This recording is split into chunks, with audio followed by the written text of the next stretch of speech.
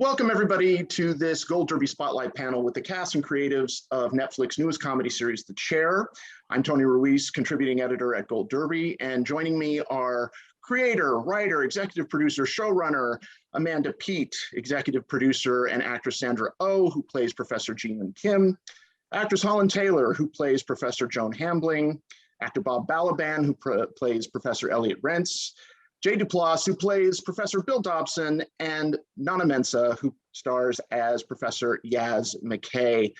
The Chair follows Dr. Ji-Yoon Kim as she navigates her new role as the chair of a university English department and faces a unique set of challenges as the first woman to chair a department and as one of the few staff members of color in that university. And I welcome all of you. And Amanda, I want to start with you. Jay and I had spoken a few weeks ago, and this whole show really came out of your experience with him on Togetherness, and so I wonder, at what point did the academic setting come into play here? Well, I had been thinking about these other news stories about that were going on, these sort of like campus wars, incidents in which professors had transgressed and rightly or wrongly been suspended or removed from their positions. And I started thinking a lot about the pressure when you're a female supervisor or you're the first female supervisor. And then I couldn't stop thinking about Sandra Oh. And so these two ideas kind of just mushed together at some point in my brain, and I can't remember when or how. And then that's when I started writing.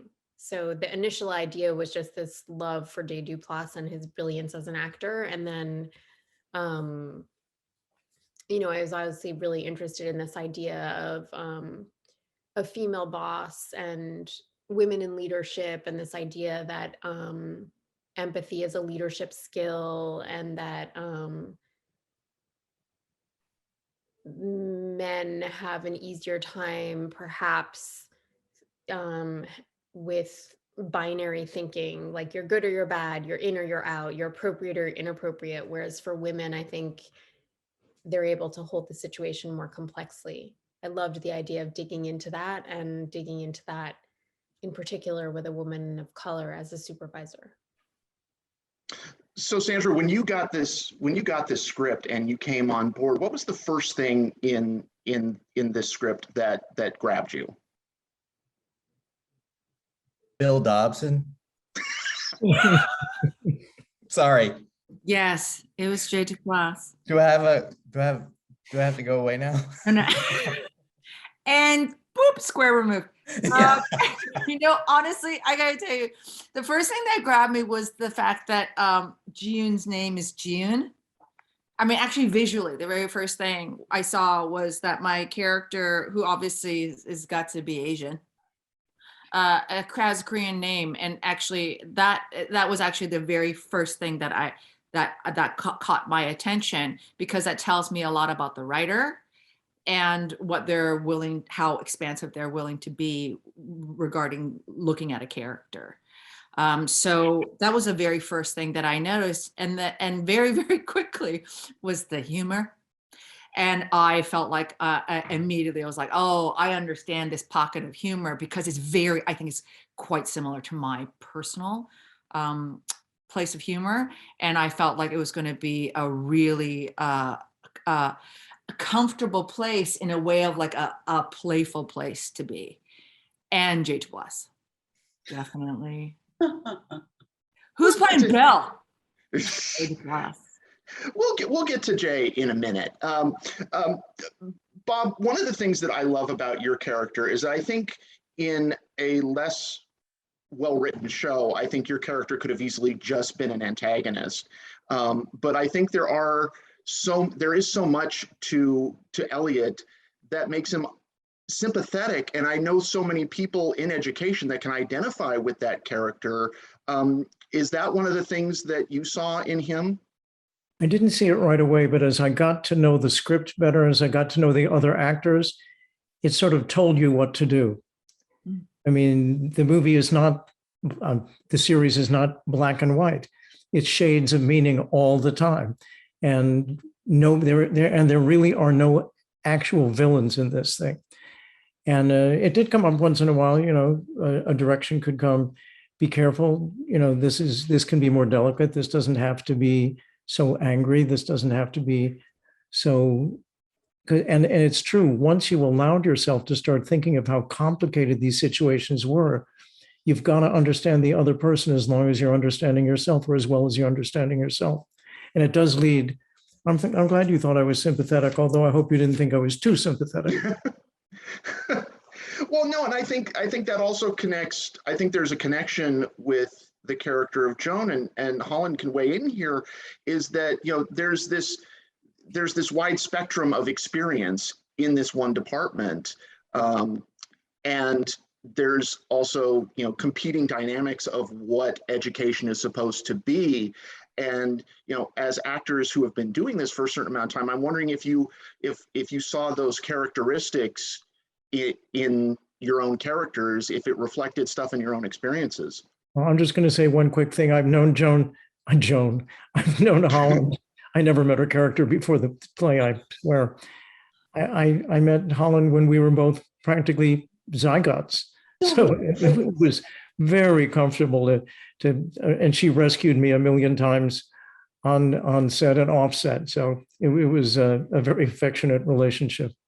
Indeed, this is true, and it's exactly what I was just thinking about, playing characters of a certain age, elders, if you will. We are elders in our profession. We have both been in academia, both of us. So it was a very familiar setting to come into the world of a college. I know what it feels like already. I lived that life as a young person, and there's something that the aggregate of your experiences of all your life that makes you just in your cells know certain things. So there was so much about the role, even though she was a professor, which I am not, that I could draw on just from a whole history of my long life. So there's a lot to be said for being a senior if you are an artist, or I hate to use that word too, if you have a work that you do in the creative world. And I think a lot to be said for being a senior, period. What did you say? What did you say? There's a lot to be said for being a senior. Well, there is. I mean, I couldn't love you anymore. It's painful to admit, but it's actually true, because the fact is you fucking know a lot. Yes. There's a lot to be said for knowing a lot. Fuck yeah. And it creates a certain amount of impatience as well. Like, I'm sorry, I know better. So, and then you have to blend in the fact that you're not necessary to speak about the fact that you know better. So it is very complicated. And I think that I fell into this role, into the humanity of it and the behavior of it, without too much intellect applied to it, because that's not what was called for. And I think that everyone in this cast worked together in a way that was quite visceral and quite lively. And thank God, because we shot fast, we worked very fast. And as Sandra pointed out, maybe it was in another interview, we had to be. It was good that we all were very experienced actors, because of the speed with which we worked under very, emotionally difficult circumstances of early in the pandemic, pre-vaccines in Pittsburgh, which is a cold city. So it was quite an experience that we all functioned beautifully in, I think, beautifully, joyful. Yeah, Jay, do you think that environment of, you guys really are in many ways a company of actors in a way that I don't think a lot of series have. And did that environment of, the struggles of, the pandemic and the coldness and all of that environment, did that feed into the experience? I think so. I've referred to the environment before as post-apocalyptic medical dystopian. I mean, this was peak COVID, so this was face masks, shields, and in a lot of cases, like gowns This was Goggles. like Goggles. goggles, gowns. On the crew, you never saw crew faces. It was like a hazmat situation. And so, you know, when we got on set and you take your face panties off. Using that. I'm Oh, so using Bill. that. You are truly naked with this person that you're with, and no one else is. No one else is. So Sandra has said this before. It's just like, it's just you and them, and you're all we have, because it's like you're being filmed by aliens, basically, except for the screeching that you can hear from Amanda in the other room. The wonderful like lobs of, oh my God, keep doing, you know, screaming, and she's very supportive. She's like a cheerleader. But yes, there, in a weird way, it helped. It helped me for sure focus in on what was there, because, you know, it did feel like our faces were naked. We had all been masked for a whole year, and it was just shocking in a way, and important, and also I think I guess allegorical to the situation is where we, you know, story-wise, we were living in an impossible, dangerous place. I think the only thing that was weird is that it was the first time that I think the danger of the actual situation was greater than the danger of the story being told.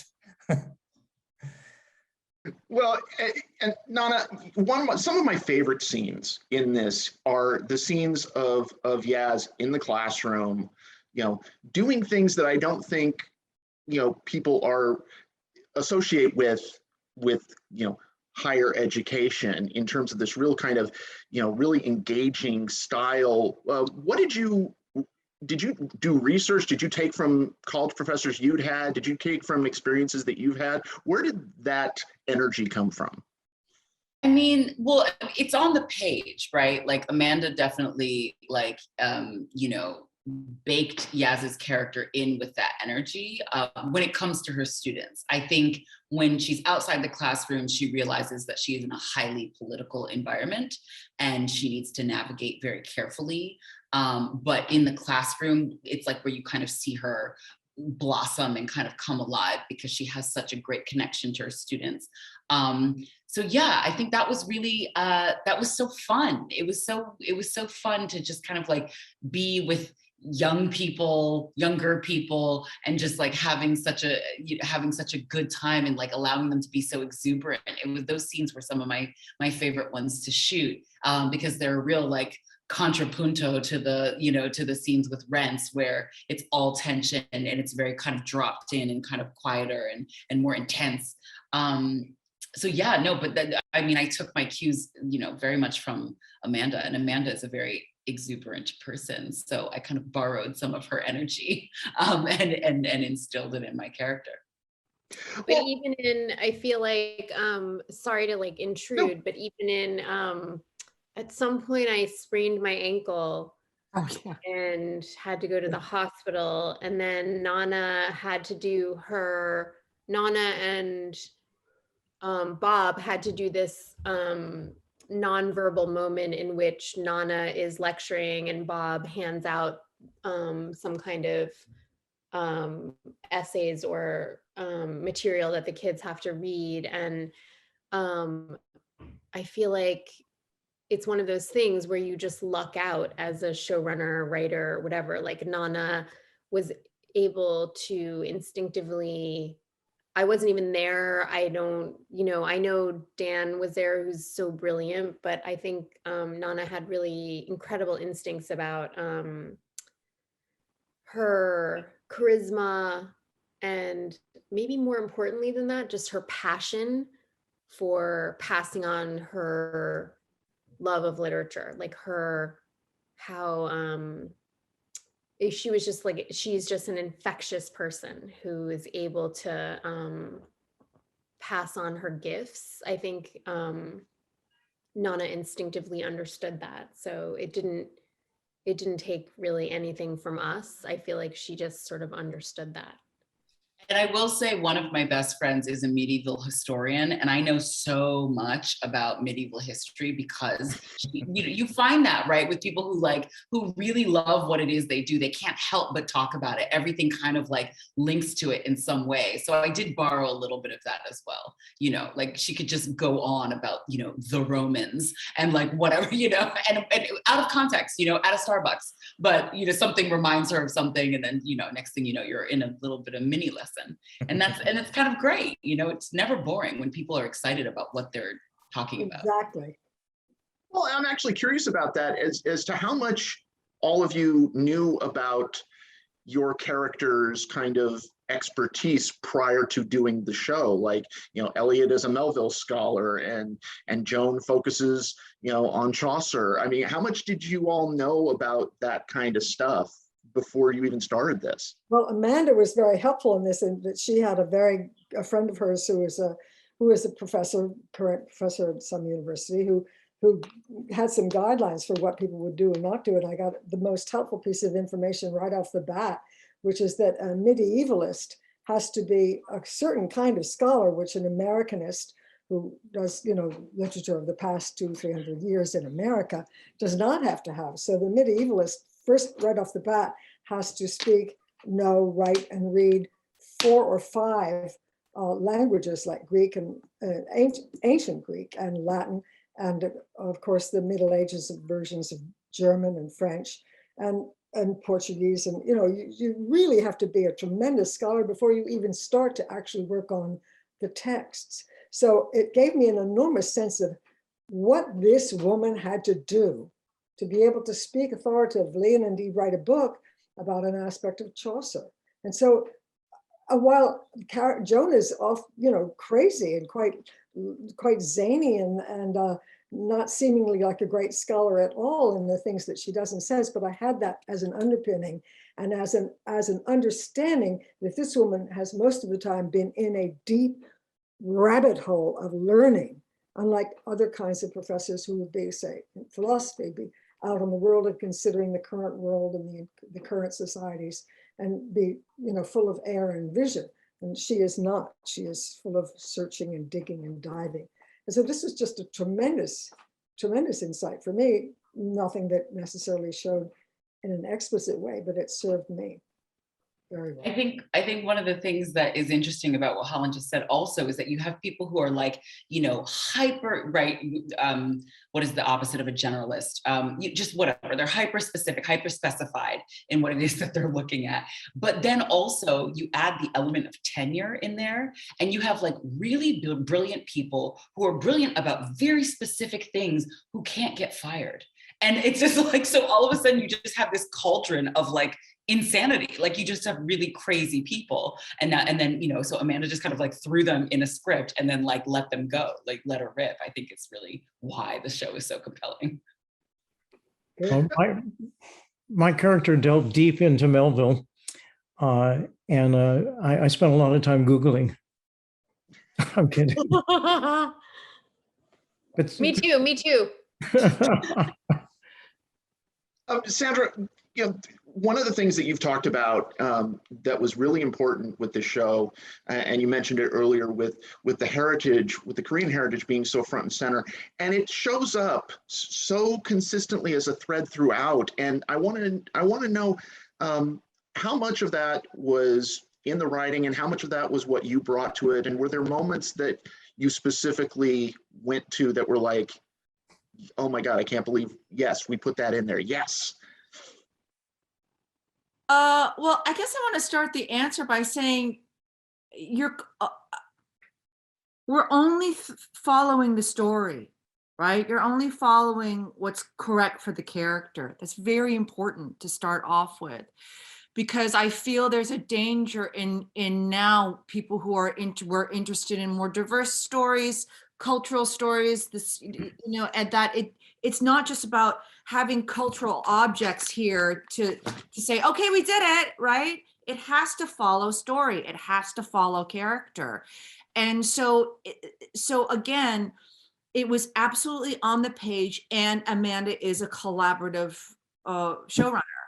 Do you know what I mean? So when we cast Mr. Lee, when we cast Everly Carnegie as Juju, things had to shift because you have certain, like example, when Mr. Lee had his audition tape, like he's a native, Korean speaker. I suggested it's like, just have Happy just speak in Korean.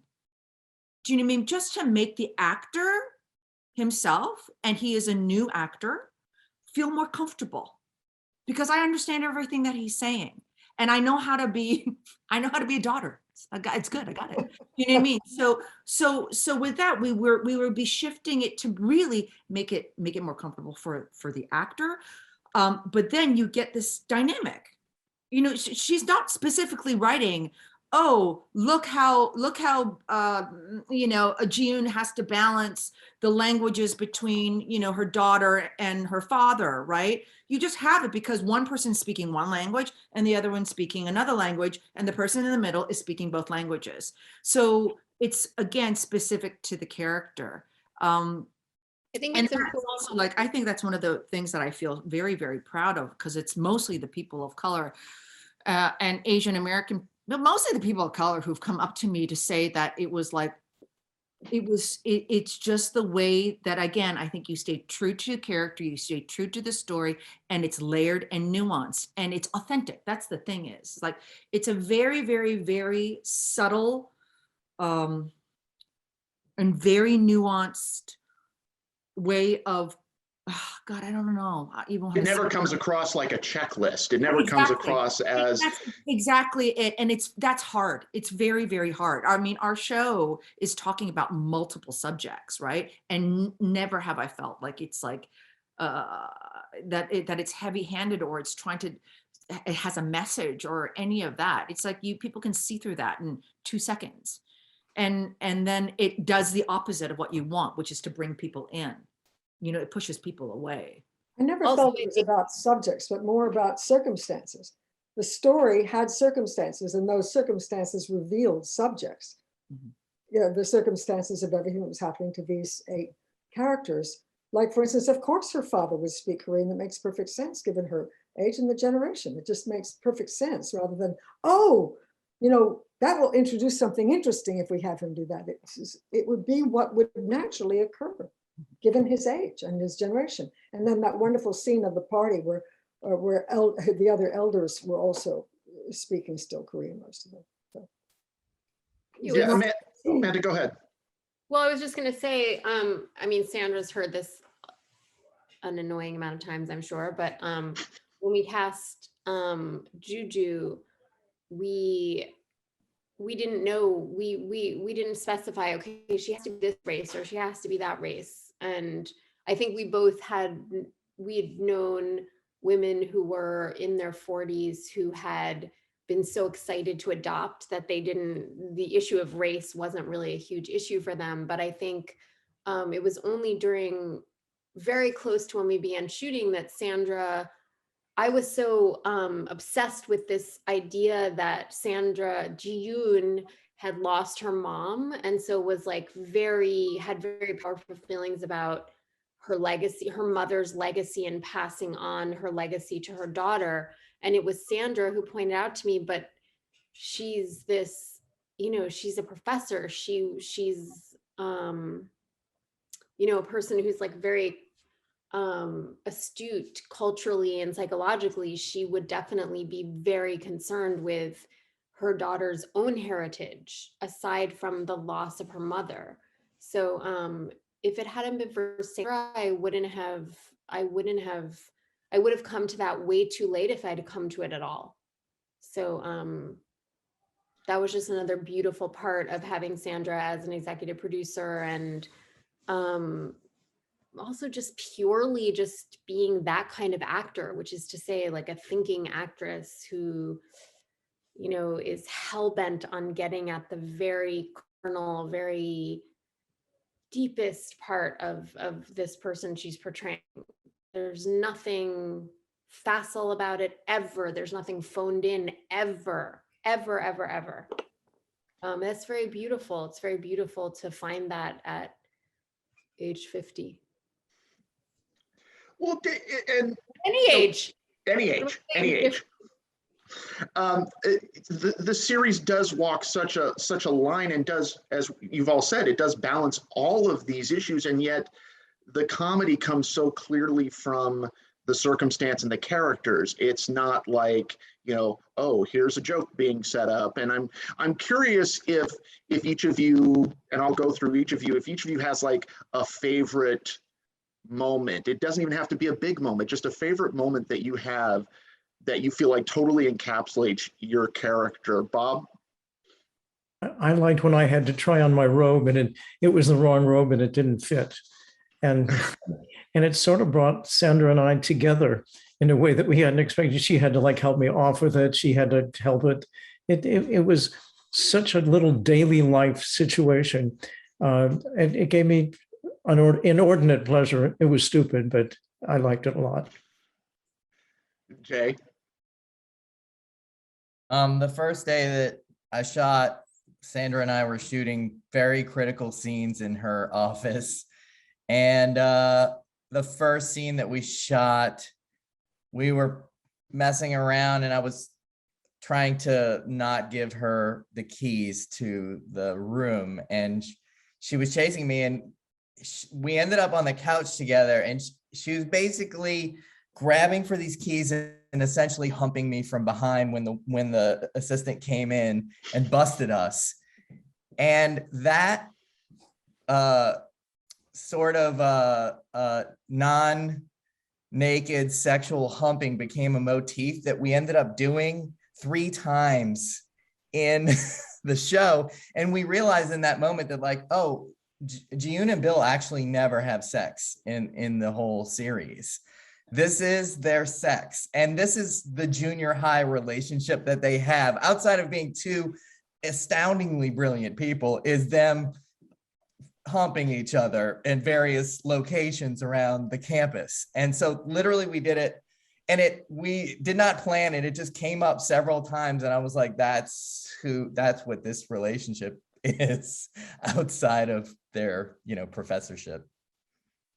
Well, I think Sandra has to follow that one. Well, that's actually the one that I was gonna say, because that's when it's actually super exciting. It wasn't after that first scene.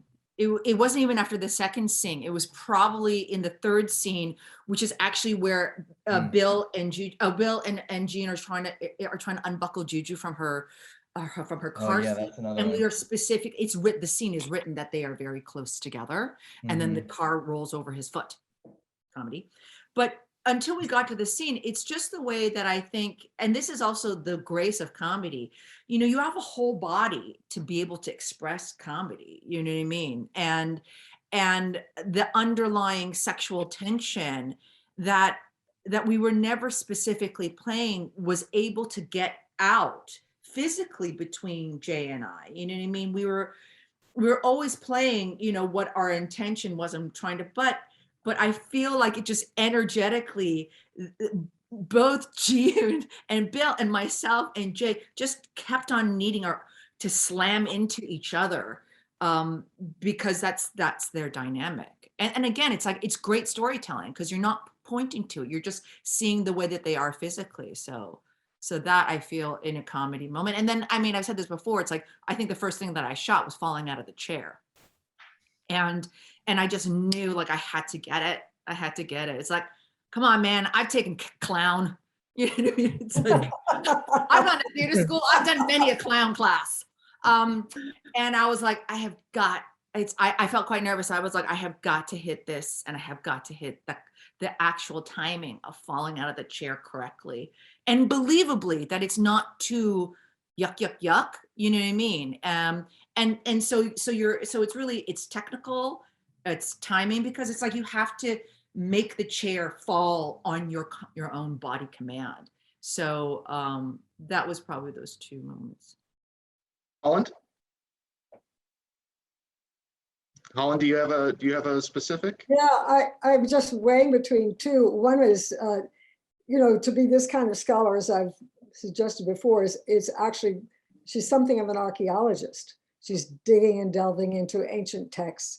And she tries in one class to convey very briefly that it's so fascinating that these kids you're going to stumble upon idioms and metaphors and phrases that exist in our language today that were in fact born in Chaucer, that were from texts from the 14th century, and you'll stumble on these things. And she has the avidity and the excitement of the archaeologist. And she says this in a few words to the class, and she doesn't see anybody particularly responding to it. Not that she could particularly read her students, because she's not that kind of professor who has a real connection with them. So maybe one of them is in fact really struck by that notion, but she wouldn't see it or recognize it. So there's this lack of connection and lack of reflection back to her of the joys in the work that she feels. So that moment was a very telling moment. And the exact opposite is a moment where she's putting out a fire that she started with some wild recklessness in her office. She's got this huge fire extinguisher, and this white foam is just all over everything, including her face. And the door knocks, and this professor who sort of she has a special frisson is at the door, and she's covered in this, and turns the thing off and says, "Oh, yes, of course, come in." You know, and it's just a wonderful combination of attitudes. Nana, your favorite? Yeah, I loved the moments where, you know, I've said before that like I was really drawn to Yaz's like command of her artistry, so to speak. Now that was all I can think of, but like, you know, her command of how good she is in the classroom, and what a good like researcher she is, and writer and teacher. And so I loved, there were like little moments of like, not insecurity, but where you were just getting another dimension on her. So like there's the time where like Joan comes in, she's late, and she kind of like bursts into the room and like sits down, and like Yaz is just like, "Are you okay?" Like, just kind of like leans into her, like, you, and you, with that little dialogue, you kind of got a sense of their friendship and that her care of her friend, you know, which I thought was really great. And that happens again, like at the cocktail party, which I think ended up on the cutting room floor. But like, you know, Joan is like, "You look great," and Yaz is like, "Really?" You know, like, and it's just like, you know, just these moments of like kind of vulnerability where you get to see that she's not just this like badass professor, but she's also like a woman in her 30s who, and that comes with certain insecurities and like whatever. And so I those were those little moments for me, that because we didn't this season, we didn't get to see Yaz like at home and like what is going on with her outside off campus. And so I kind of really hung my hat on those little moments of just like, okay, I'm getting a sense, you know, outside of her academic prowess. Well, I just want to congratulate all of you. It's such a great and honest show in a time when I think these types of shows are more necessary than ever. Thank you everybody for watching, and I want to thank my guests, Amanda Peet, Sandra Oh, Bob Balaban, Duplass, Holland Taylor, Nana Mensah. Thank you all so much. Thank you, Tony. Thanks, Tony. Thank you. Thank you.